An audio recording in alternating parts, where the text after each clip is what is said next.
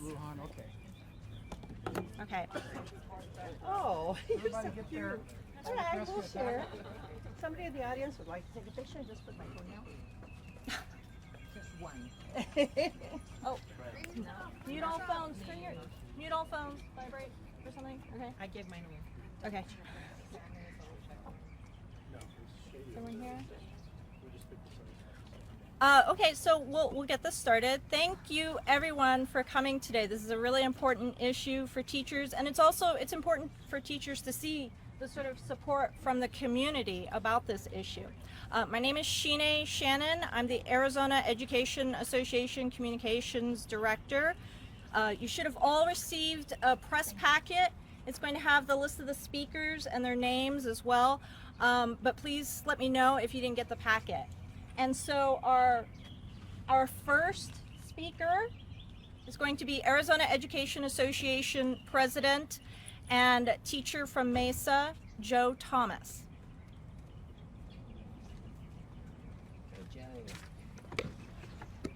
Move this a little bit. Good morning, everybody. Thank you all for being here. My name is Joe Thomas. I'm a social studies teacher from Mesa, and I currently serve as the Arizona Education Association President, representing 20,000 teachers, counselors, school psychologists, school bus drivers, cafeteria workers, and other education support professionals across Arizona. We brought you here today to talk about what is going on in our schools. The Arizona Association for School Human Resource Officers has put out 3 years of data that shows that we are in the midst of the worst teacher crisis that we've ever had in our state. We have at least 1,000 classrooms in our state that do not have a qualified teacher in them. They just have somebody. And teachers don't think somebody is good enough to lead a classroom. It's certainly not good enough for my own children. I don't think parents think it's good enough for theirs.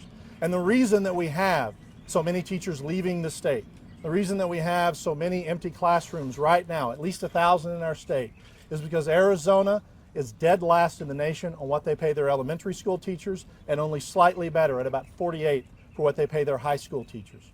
We do not invest in our teachers, and therefore we cannot keep high quality individuals in our state, in our classroom, to invest the time that our students need to be successful. And so when we know that that's going on, at least 3 years, widely reported, and we don't see any action from the tower behind me, the 9th floor, the governor. And then we're hit with the news that even though the governor said that we needed to accept a 0.4% raise for our teachers, that's all we were going to be able to give for our teachers. Then to see him hand out 10, 15, 20% raises for his inner circle, it's outrageous. It's demeaning, and it shows a lack of leadership and decisiveness on the part of the governor. We demand that the governor match those raises with our teachers right now. In the teaching crisis, let's have a 20% raise come in this year's budget for all of our teachers in the state. Let's end the teacher crisis, and let's make sure that we have people that graduate from our schools, that want to teach in our schools, are able to teach in our schools. That's going to end the teaching crisis. It's going to make sure every kid in this state has a highly qualified, engaging teacher in the classroom that stays in Arizona. As part of the press packet that we've handed out to you all, we have a graphic that shows what teachers can make if they leave Arizona just to a neighboring state, not to one of the other 40 plus states that pay more than we do, just to a neighboring state. And you'll see that teachers can get a $30,000 raise if they just go to California, a $15,000 raise if they go to New Mexico. That's why we have the crisis, is we've not addressed for years, we've not addressed in a significant fashion a way to keep our teachers in this state. They come to school here, they graduate here, and then they leave and they go to another state where they're respected and they're paid. Certainly paid better and respected better than the inner circle of the governor's cabinet. So even if we get this 20% raise for our teachers, which I guarantee will end the teaching crisis in this state, even if we get a 20% raise, it still has Arizona beneath the national average for teacher pay. That's how far behind this problem has become. That's how far behind the rest of the nation, just a national average, our teacher salaries are. So our teachers right now are waiting, fairly disgruntled, waiting for a 1% stipend. That's what the legislature and governor found in the budget to give them, a 1% stipend. It's not even a permanent raise. So we have teachers in this state that are going to take home about $300. That's the value of the 9th floor. That's the value of the legislature. That's the value Arizona teachers feel in this state. and it's not enough. It's not going to stem the tide of people leaving the state. We have fantastic teachers that are doing a great job in Arizona schools, and we have to do something to keep them there. There are many teachers who hold certificates that don't even get that stipend. The governor promised that it was going to be a 1% raise for all teachers, and we have significant numbers of teachers that have now moved into counseling, that work with students every single day, that have now moved into instructional technology coaches that work to support teaching in the classroom every day, that work through several other jobs to make the classroom experience better for the teacher and the student, and they're getting nothing. They're getting absolutely nothing out of last year's budget. So again, we're calling for a 20% raise to teachers' salaries to end the teaching crisis. We have over 1,000 classrooms in the state that don't have any qualified teacher in them, and we have had over 500 teachers already quit this year because of the workload, because of the low pay, because they know they can leave to another state and get a raise. So you're going to hear from a couple of teachers that we brought in today to talk to you about what it is that they're experiencing in their classroom, what it is they're experiencing in with their colleagues. They'll be able to tell you the story of what those low wages and what those low salaries look like. Thank you all. Thank you, Joe. We will take questions at the end of this after our speakers. Next, I'd like to introduce Amy Ball, a kindergarten teacher from Madison School District. Hello, Amy Ball, A-M-Y-B-A-L-L. As a teacher and a leader, it's hard to convince my colleagues to continue staying in our profession when the state gives us a 1% salary increase. I immediately think of my good friend, a 14-year veteran teacher who's also a single mom with 2 kids. And I ask her, what does a 1% pay raise or $400 look like to you? And she said, that doesn't even cover half of a year's worth of her son's orthodontic care. It barely covers 1 month of her groceries for her and her middle school and high school age kids. She confided in me that she adds water to her milk each week so that it will last longer, a tip she learned from a fellow teacher. She's constantly stressed that something will happen to her car or to her home or to one of her kids because she's already pulled her purse strings so tightly she doesn't know how she could possibly cut her budget anymore. She doesn't have cable TV. They don't go on lots of family vacations. She buys everything on sale and she always uses coupons. And she knows that she could go to New Mexico and get closer to family and make significantly more. But that's just one story of Arizona teachers. There are thousands of teachers in Arizona with stories like this. Teachers who know how important the work we do every day in the classroom truly is. It's what gets us up every morning. It's what drives us through each day. And it's what keeps us awake at night. It's time that they hear this from their legislators. It's time to fully invest in our communities. It's time to invest in our students. And it's time to do that by investing in the people we have entrusted to take care of them and to educate them in the classroom every day. I'm proud to be a teacher, and I love guiding my students to become part of Arizona's future leaders, but I'm embarrassed by what our current administration feels is adequate compensation for the sacrifices that my colleagues make each day. If our current leadership doesn't understand what teachers give each day, I invite them to join a teacher in a public school classroom for 1 full day and then tell me who it is that deserves a 20% raise.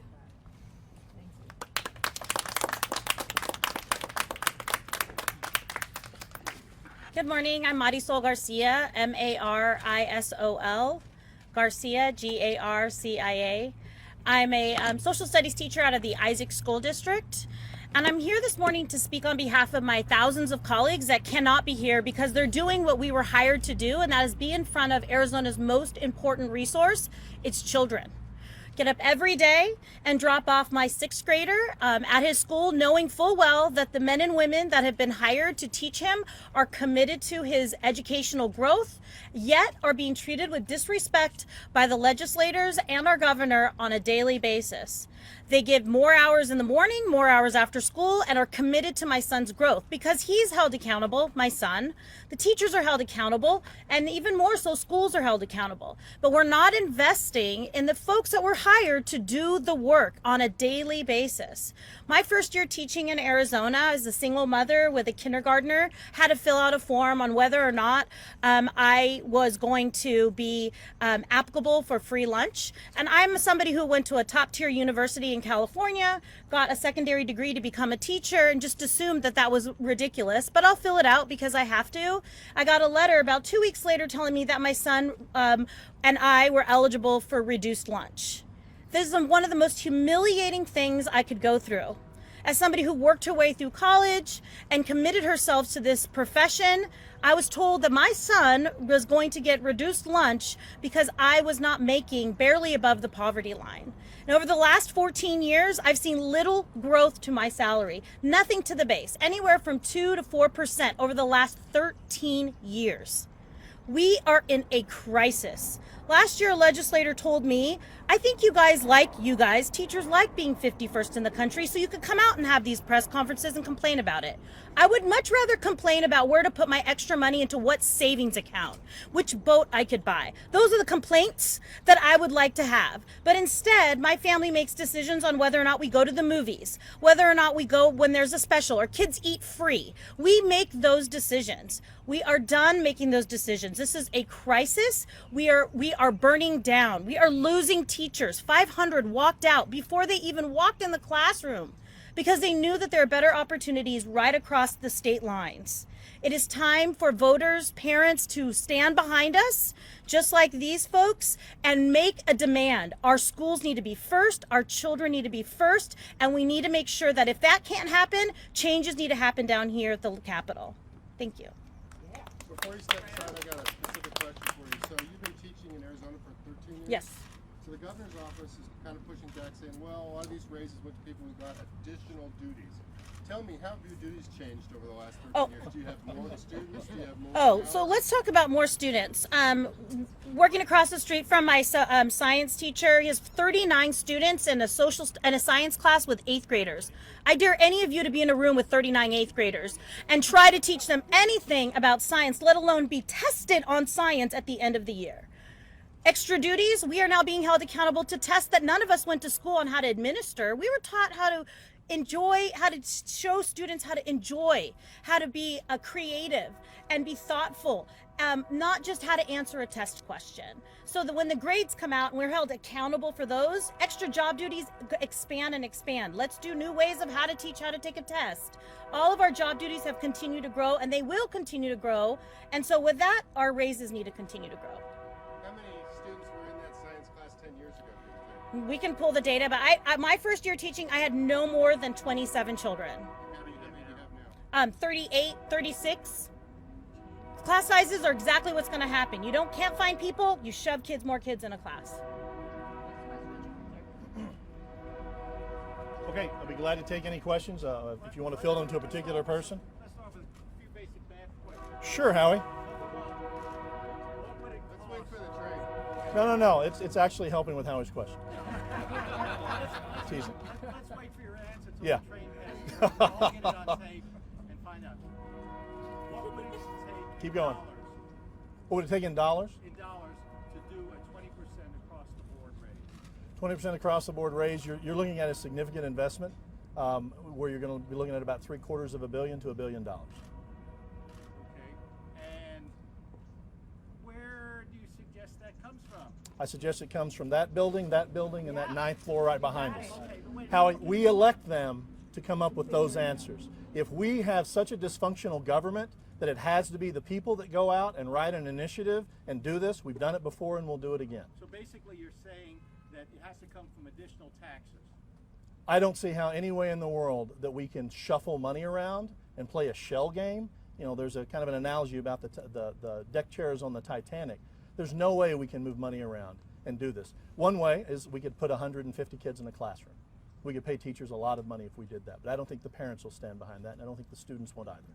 So yes, this is going to be about increasing revenue and stopping cutting revenue. We might have enough money for this if we hadn't rolled in those tax cuts, those corporate tax cuts that nobody wanted right after Prop 100 was put on the ballot. We pushed these, we actually passed tax cuts back then that went into effect 3 years later, and we just saw the impact of them. We now have a $200 million shortfall in the budget. And that has been cutting and cutting and cutting at the revenue. And the number one place, the largest place that the general fund goes to is to our public schools. So we've got to stop doing that first, and we've got to start bringing back in the revenue streams we had 5 and 10 years ago. The state has enough money to reward and keep its teachers. And if they don't, those teachers are going to end up being in Nevada. Okay, so let me translate. 750 million on a sales tax. No, I didn't say a sales tax, Howard. Okay, so where, again, you've admitted, there's, we're not taking it out of prisons, we're not taking it out of something else. So where does it come from? That is an excellent question for Governor Ducey. Well, you're the one suggesting we bring in more money. Where do you I am the one, Howie, that's telling you that we have a teaching crisis and we're expecting the people that we elect in this state to do something about it. And the answer is not giving the press secretary a 14% raise. Yes. The answer is investing money into the classroom. So don't we elect these people to solve these problems? To put it on any individual, it just seems to be nonsensical. Now, we have a pathway for that. We absolutely have a pathway to where the citizens can come together and write up their own law, and maybe that's the only, maybe that's it. Maybe people are done trusting Governor Ducey. Maybe people are done trusting the House and the Senate, the Arizona legislature. Maybe it is time for the citizens to get together and trust themselves, because they know the outcomes they want and they're not afraid to invest in the classroom, and they're not running for higher office. So maybe we can get the politics out of it. We can have a good citizens initiative. I'm open to that idea. But several years ago, they tried to make permanent the temporary sales tax increase that was passed under Governor Jan Brewer. Proposition 204. 204. Right. That failed. What makes you think that there would be a different result the next time? Well, I think we have additional data. I think we're a little bit further down the road, and I think if we had passed Proposition 204 and brought that revenue in, we wouldn't have 1,000 classrooms without teachers in them. We would have a whole different situation. People would be leaving surrounding states and coming to Arizona to enjoy this wonderful sun that we're all under right now and all of the other things that we have in Arizona. They would be wanting to teach Arizona kids, just like in the mid-90s when I came here from Oklahoma, because this was the place to come on the heels of teacher raises and classroom reductions. But since we didn't pass it, we have walked further down the road towards eroding the funding that we have for schools. So we didn't add it in 6 years ago. We've had 6 years of cuts since then. So I'm not surprised where we are. And this is not the first time people have tried to bring this to everyone's attention. We are on a poor pathway for Arizona students, and it's time for someone to act. And if it won't be the governor, and it won't be the legislature, it will be the citizens. Well, let me come back to, I appreciate what you're saying about whether Dan Scarpinato's worth $162,000 a year. We can have a great time with that. But the governor's budget, the flat lump sum budget, has not changed going back to Brewer. So he hasn't had, while he may be working with fewer people, moving the money around, the total sum going in the governor's office has not changed. So the fact that he chooses to reallocate it is quite different than suggesting he's just willy-nilly using state money. He's got the same budget he's had from Jan Brewer's day. Mm-hmm. So Howie, if it would be a different situation if we didn't have population growth in this state every single year that brought more kids into our classrooms. I understand the point that you're making, but really I think the Arizona Republic nailed it. This is about leadership. This is about saying something and pushing austerity on classroom teachers and people that are barely living above the poverty line, and then saying, yeah, but I'm going to reward my insiders with more money. And whether those are raises, whether those are promotions is beside the point. The teachers the governor tried to convince the teachers for 3 months that a 0.4% raise was going to be enough, and they needed to be happy about that. And then in the end, we finally put enough pressure on them to where we get what was described as a 1% raise. And then, as we see in districts across the state, that's not even a raise. It's not going into base salary. It's going to be a stipend. So teachers are going to end up with $300. And so when they see a newspaper article that says, this guy just got a $30,000 raise, this person just got a $10,000 raise, I think that it's their molars grinding that you're hearing. They're upset. They're feeling disrespected because they're working hard too, and they're staying, and they expect someone to fix this problem, and it's evidently not going to be the governor. One other quick Sure. question which goes to this. Last question, Howie. Which is, are you giving me a finger? Which is, the schools in gotten money from Prop 123, we Mhm. have the 301 money, and every time I look at the Auditor General's office, I see a lot of that is not going to teachers. How much of this is the fault of local school boards that some of the money they're getting through 301 to 123 is not winding up in teachers' pockets? I think that's really good for a reporter to dig into and have an in-depth investigation, but let's first remember that Proposition 123 settled a lawsuit, and it was money that was owed to the schools, and the settlement was even less than what we were owed.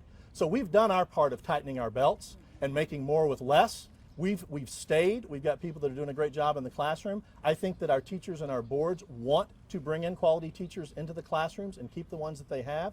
So I think the real mistake is we're arguing about how we can allocate money when we're dead last in the nation on funding. That's the wrong argument. The argument should be, how can we get more money into the system? How can we in Arizona show that we value our students, our children, and our future as much as California does, or as much as Oklahoma does, or as much as any of the other 48 states that invest more in their kids than we do? That's the discussion we need to be having. And is this a fair comparison? We talked about a little over 40 deputy directors and directors getting, upwards of 30% raises, like 40, 44, Right. as opposed to giving 60,000 teachers a 20% increase. Well, the Arizona Achieve 60 model that almost every education entity out there got behind early on, which is a set of benchmarks, clearly says in it that within 5 years, and I believe 1 year is under our belt, within 5 years, they have a benchmark of having elementary school, or all teachers at least the national average for elementary school teachers. If we do a 20% raise, it's still beneath that. So we've already set this benchmark, and yet teachers don't see any action moving towards it. So regardless of how they shift money around, and regardless of whatever leadership that shows that the governor has, we're not seeing leadership in our public school districts, and that's where all of our children are. And that's where our communities are, and that's where we need to see action. And people are fired up enough, I know teachers are, to be able to bypass the system. Let's have a citizens initiative, and let's fix this, since no one else is going to fix it for us. Thank you all Craig, you started. I think we owe Craig one. He started all this. Could you expand a little bit on the citizen initiative? When do you think that might get launched? I'm not sure what the timeline is to get it going. I know this summer folks were pretty quick to Right. turn a referendum on the money for private schools. Uh-huh. But when would you need to start an initiative process to get something on the ballot to allocate for Particularly with the raises? strict compliance standard. Right. Well, you've got to have first. I think if you're going to have an initiative, if you're going to have a real initiative, you not only have to have what it is you're going to be shooting for, what it is that you're going to have as your new interventions. How are you going to change public schools? And then, getting back to Howie's question earlier, you do have to have a revenue source. So timelines, you just got to have it ready for the 2018 election. You got to have it ready for the 2020 election. So a lot of research and study has to go into that. A lot of talking to the community has to be a part of that. So I think there's still time to put one on the 2018 ballot, sure. But it's going to take a lot of people coming together with a common vision for schools. And All when right. would you Thank have you. to make a decision on that? When would you have to make a decision on that? Because as Craig pointed out, the window is closing. Right. Well, as I said, you have to have all of the research. You have to have all the people come in. So I think you could launch one after, if you had enough groundswell, you could launch one after the session. I mean, you really could. We saw that the Arizona Save Our Schools group, which is a coalition of people that really deeply care about public schools, they were able to do about the number of signatures you would need in 90 days. So I don't want to move at a breakneck speed, but I certainly think that it would be possible to do during the session, before the session. Let me just say this. There is plenty of time to start that effort now. There's plenty of time to do research and start that effort. But again, you have to get down to what are you going to bring that's going to change schools, and how are you going to fund that? One point of clarity, your preference is the 2018 election, correct? Our preference is to solve these issues as quickly as we can. If 2018 looks viable, let's put it on the 2018 ballot. But we've got to do this right. There have been too many false starts around education and too many pet Do you projects. really think this legislature would approve something like that? Joe, okay. But- Joe, You guys call Joe and Marisol and Amy will be available for. Let Dennis ask his question. One last question. Do you really think this legislature, It's okay. this governor who has pledged not to raise taxes, is going to approve a 20% pay increase for teachers? I absolutely believe that they have had the opportunity through several sessions and through his term so far to end this teacher crisis, and they have absolutely not acted. So I do believe it's going to have to be up to the citizens, the people that are tired of listening to all of the rhetoric, that are tired of saying we want schools at this level, but we're going to fund them at this level.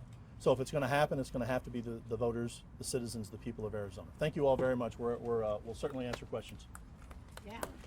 Arizona Education Authority will be happy to be part of any coalition effort. We think